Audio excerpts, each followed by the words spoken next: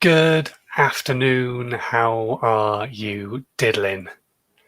Excellent. Me too. Thank you very much for asking. Welcome to a brand new week. Welcome to Monday afternoon. And we are currently live right now on Dazed and Confused, your 3 times a week live show where I try and answer your social media, your video questions to help you get started creating content on a regular basis for your brand or for your business. And today we are going to be talking about the fact that it is Espresso Day. Espresso, not really one of my favorite coffees, but something I definitely want to try and tie into social media and talk to you about. So we'll go to that in a very soon. First things first, though, who am I to tell you anything whatsoever? Well, I'm Simon Scholes, and I am the founder and creative director of Perception Studios. We're an award-winning visual marketing agency, and we help brands and businesses create content that helps them stand out on their social media channels, be that video, animation, area work, all that kind of stuff. However, a few years ago, it became very obvious that not every brand or business was in a position to be paying for content to be created on a regular basis. However, social media is all about consistency. So how could you get the best of both worlds? So I sat down, I racked my brain, stuff I've been talking about for years. I put it down onto paper, called the process How to 9 Times Your Social Media. I turned it into a former #1 book, and it's still available now for like 99p in the section below.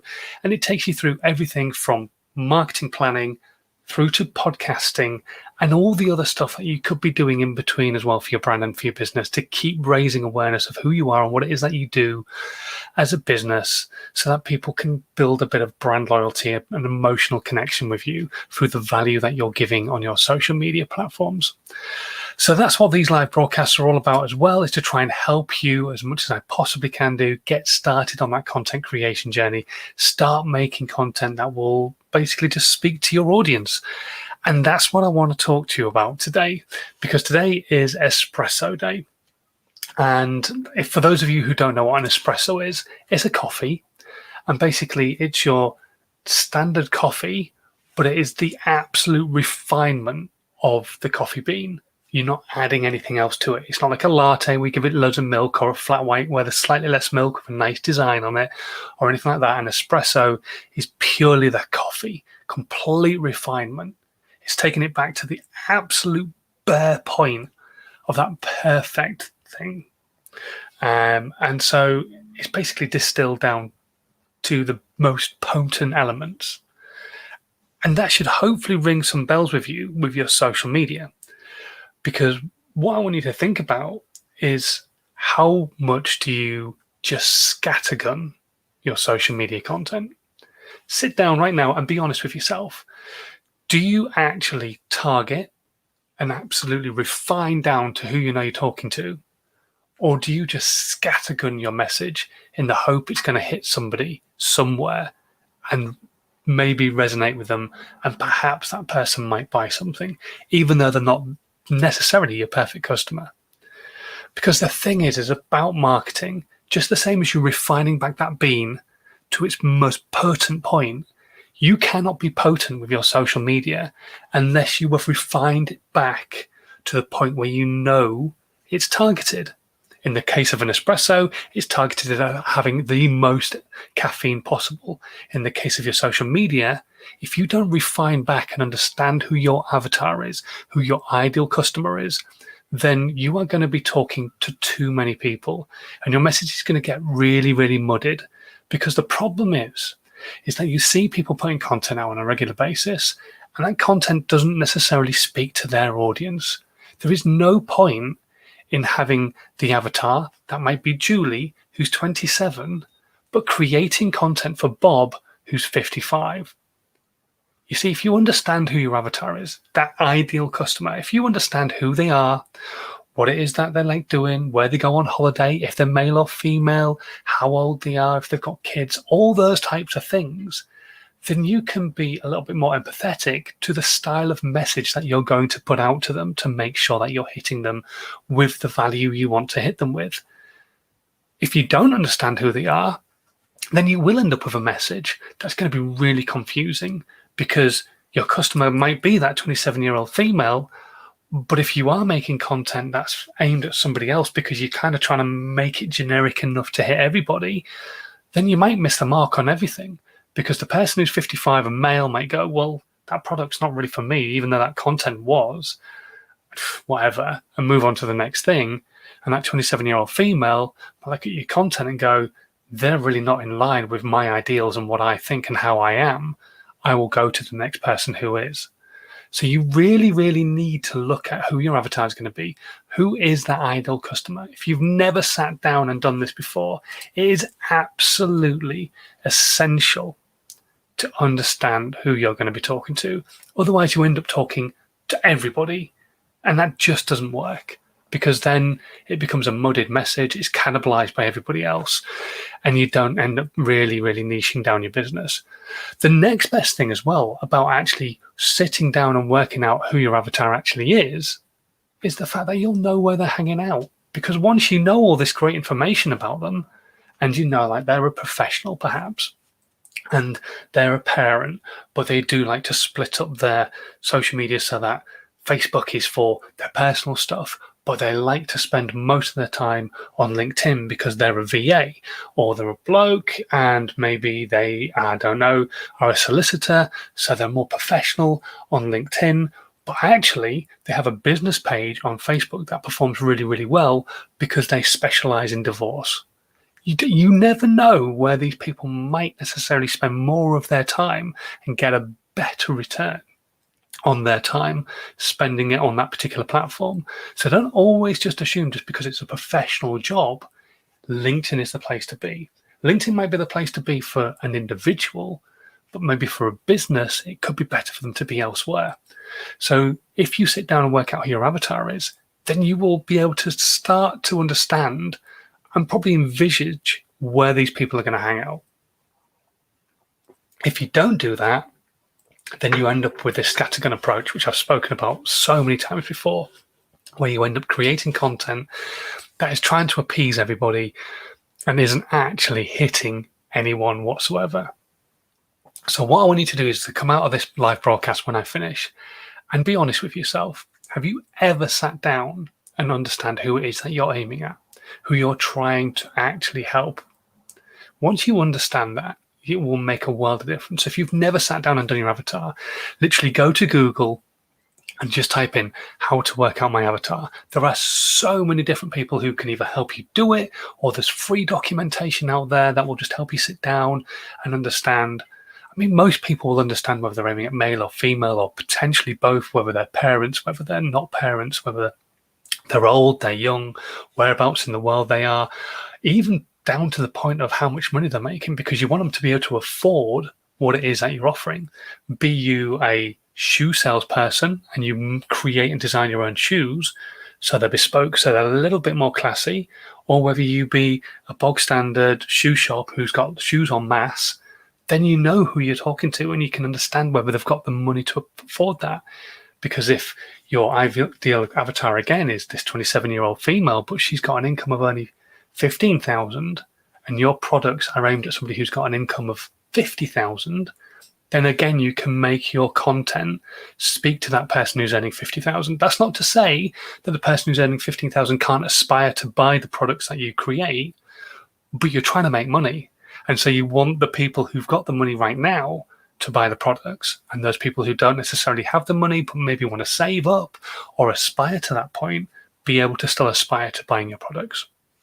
Okay, right. I'm going to move on, but if you've got any questions at all about avatars or ideal clients, I'm more than happy to try and answer your questions. You can stick them into the comments on whatever platform you're watching on now. We're currently live on Twitch, Periscope, Twitter, YouTube, Facebook, LinkedIn, and Instagram, all in one breath again. So you can stick your questions into there about avatars if you want to, or any other social media or video questions as well. I'll do my best to answer as many of them as I can before I come off the live today. We've got a couple of questions that have already come in, which I'm going to go through, and then we can come to your questions as well if you've got any. So the first question, let's have a look. Before we do that, let's have a look who's online. And we have Facebook user. Sadly, it's not saying who you are, but good morning to you as well. Thank you very much for joining us. So let's have a look at the questions. Right, Ross has got in touch and he said, we can't afford a social media expert to join our team. However, the receptionist here does quite well on things like Instagram. So we're thinking of asking her to do the job instead, and she could be our next social media manager. Is that a good idea? Okay. It's a bit of 6 of one and half a dozen of the other here, because you need to be creating content. You need to be putting stuff out, because if you're not communicating, nobody can hear what you've got to say. However, somebody doing relatively well on Instagram, and I don't know what her numbers are like, but somebody doing well on Instagram does not make somebody a social media expert. Please don't get the two confused. There are many influencers out there who happen to have done well on Instagram or on Pinterest or on TikTok for several reasons, which I'm not going to go into, but they've done well on those platforms, and then they sell themselves as experts, and they're really, really not. They've happened to fall into a situation where they get high numbers because of certain things. Now, this person could truly understand social media. Don't get me wrong, but what I would do is sit them down and really understand for sure whether they do or not. One of the things I used to say at the end of my keynote talks was, if I find out you've given the job of being a social media manager for your business to your daughter or your son or your receptionist because they're young and they happen to have done it before and they understand how to post something, then that is more for you, because they are not an expert. Doesn't mean they can't learn by any stretch of the imagination, but do you want somebody who doesn't know what they're doing, essentially running the social media for your brand and for your business? This is your global presence. You've got to remember this. This is anybody on the planet could see the content you're putting out. And if the content they're creating and the words they're writing aren't quite in line with your values or your ethos as a business or as a brand, or just aren't regular enough or consistent or patient or give enough value, then you could do a lot of damage. So number one, I would definitely have somebody sat with them and making sure that the content that's going out is on brand. You don't want to tie it down with red tape, because that would be ridiculous, because social media is about being spontaneous. But those larger pieces of content, whether they're making some video content or photographic content, those are the kind of things I would say, do you mind if we see it first? But you've got to be quick. You can't take days to approve this kind of stuff. It's got to be fast. You've got to be like that, which is why you're better off having somebody you trust, be it an agency that you hire in until you can afford somebody to do it for you on a regular basis, or an agency who could help her learn how to be the next social media manager, or maybe an agency who could take her through training for it and give her a course to do. But don't just assume just because somebody's young or because somebody's done well on a social media platform in the past, maybe with even just one post, that that person is a social media expert. There's a lot of other things come into play on social media, especially with the younger generation. And like I said, I'm not going to go into it because it's unfair to kind of throw those speculations out there. But there are a lot of things, several things that can really make a big difference to a younger person's content doing really, really well. And it doesn't mean that they're an expert or that they understand hashtagging or that they understand the platform or the description writing. It just means a few things are falling into place at the right time, just like it does with any viral piece of content. Hopefully that's answered your question, Ross. It's a bit of a around the houses thing, but what I would probably recommend is really sitting down with them and just making sure they truly understand how important this job is, whether they really think they're up to it, or would they be happier working alongside somebody like an agency like ours or what have you, who could help them understand what they're creating, why they're doing what they're doing, almost take them under their wing as an apprentice, find if they're happy to do that, and then go from there. Because sometimes, and I've seen this before in the past, a receptionist or whoever it might be, or a PA, or somebody who just generally works in the office, they get given this job to do because they're seen to be young and maybe understand social media, but they don't even want to do it. They don't enjoy it. And so you end up really alienating them, forcing a job on them that they don't even want to do. So you've got to be 100% sure that that's the right thing to do. Okay, let's move on to the next question. Quickly, this one's come through from Paula, who says, you mentioned Pinterest the other day. I run a beauty products company. Should I invest some time in using this platform? 150%, Paula. You should be spending some time on Pinterest. Now, the thing about Pinterest is that it's classed as social media, but it's a bit more of a search engine. Pinterest is a great platform for showing things off visually. Now, you kind of want to go with higher end content. I'm a big advocate of creating content that just is not perfect, but gets the value across. But if you are showing off your products on there, then you definitely need to be looking at the higher end content. So you might need to get somebody to create stuff for you. You might need to get somebody to do videos for you. You can upload 15-second videos on there. They hit really, really hard video content. But the thing about Pinterest is it is a search engine. So it's very female friendly. So as a beauty product person, somebody could be looking for a face cream. Or let's go more relevant to now. They could be looking for a hand cream because they're washing their hands all the time. Their hands are dry, they're itchy, they're flaky.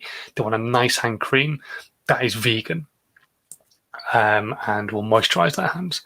You just so happen to run a vegan beauty company.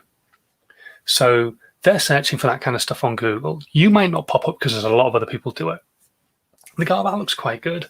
I tell you what, I'm going to go and look on Pinterest and see what else there is out there. And that's what generally happens, is they find a product and then they go, let's kind of look on Pinterest, see what other people are saying about it. This is what people use Pinterest for.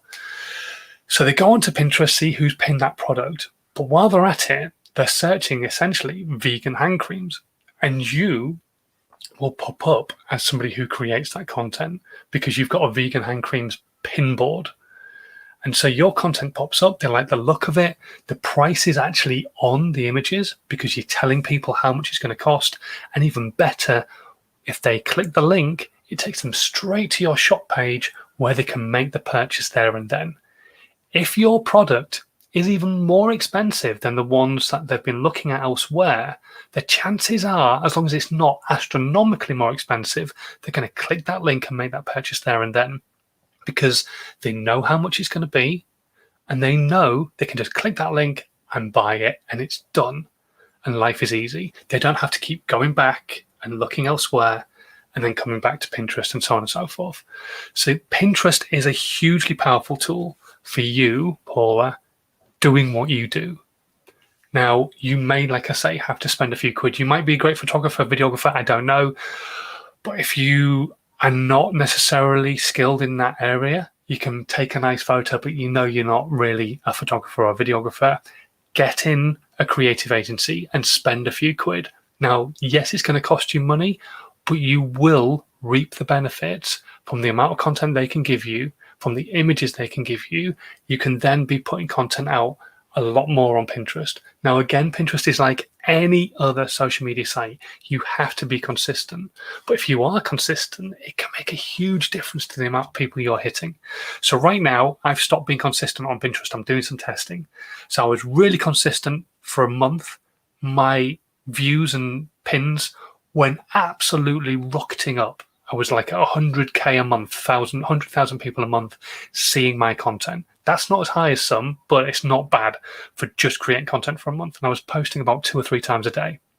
I then stopped dead just to see what would happen, to see if those pins would continue to roll or whether my audience would drop right down. It dropped down in the last month to 1,500 people a month. That is the difference of being consistent on Pinterest and social media as a whole. But Pinterest really is all about consistency. So you're going to have to put a lot of content out there. So whoever you work with, whatever agency you go to, make sure that they are able to give you a lot of content. Now, like I say, yes, this might cost you a few quid, but in the long run, you will eventually see that return on investment. Pinterest is a really, really strong search engine. It's a great place to be putting content. And that content then can also still be used on loads of other social media sites. You don't have to just stick it on Pinterest and forget about it. You could put it onto Twitter or onto your Google My Business page or onto Facebook or onto Instagram or onto LinkedIn, wherever you want. Just, I'm saying Pinterest, definitely you should be using it. It's not somewhere you should be ignoring right now as a beauty brand. Definitely not. especially in the lead up to Christmas. It's far too handy for you. Anyway, right, we've been going for 20 minutes. The questions have ended, so I am going to disappear. If you do have any further questions about social media, about video, whatever platform you're watching on at the moment, stick them in the comments. And I will come to them on Wednesday when I'll be going live again at 12 o'clock, and then I can answer your questions then. Or I can do it on email if you prefer, if you don't want to really stick your hand up in the classroom and ask a question. And my interview this week will be on Friday when I'm going to be chatting to George Swift from Bigger, Brighter, Bolder. We're just going to have a general chinwag, find out about what Bigger, Brighter, Bolder is, and a little bit about how maybe people's mindset can be helped in this current difficult situation that we're all in. But until Wednesday, when I'll be back again answering more of your questions and talking about yet another subject, thanks ever so much for watching. If you're brand new, as always, please do hit the subscribe button, whatever platform you're on. And don't forget, like I say, drop me an email or drop a comment in and say hello and ask your questions as well.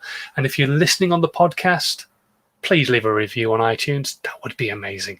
Until Wednesday, have a good one, stay safe, and I will catch you all very soon. Take care. Bye.